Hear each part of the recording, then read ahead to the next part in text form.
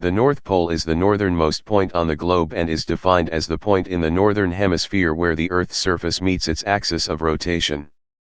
The South Pole, on the other hand, is the southernmost point on the globe and is the point of intersection between the Earth's surface and its axis. Therefore, the two poles or points are located directly opposite each other. The North Pole is located in the middle of the Arctic Ocean, while the South Pole is located on the continent of Antarctica. While it is easy to mark the exact point of the South Pole since it is located on land, it is practically impossible to do the same for the North Pole because of shifting sea ice. Due to the location of the North and South Poles, no specific time zone are observed. A time zone can be described as a region of the Earth that observes a standard time for several purposes, including commercial, legal, and social. Time zones often follow the boundaries of a country and its subdivisions since it is convenient for places in close proximity to observe the same time. Time zones on land are usually offset from Coordinated Universal Time, UTC.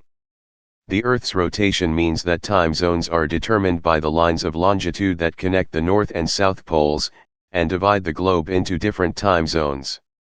A country or region may have multiple time zones. For example, the United States is spread across 6 time zones. However, since all lines of longitude converge at the poles, it means that the poles are technically located within all time zones simultaneously.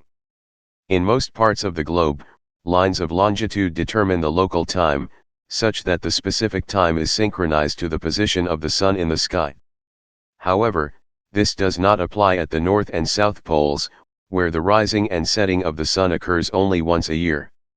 At the North Pole, the sun is continuously above the horizon in the summer and below the horizon during winter. The sun rises during the March equinox and reaches sunset around the September equinox. The South Pole does not receive any sunlight from March until September, while the sun is continuously above the horizon from September until March, meaning that the pole experiences one of the coldest climates in the world. How is time determined at the geographical poles?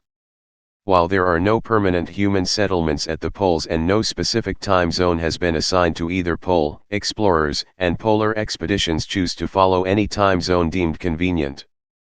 Therefore, a group of explorers may choose to observe the same time zone as their country of origin or may opt to use Greenwich Mean Time. For example, a group working at the McMurdo Station in the South Pole followed the local time in New Zealand Local Time, UTC +12 or 13.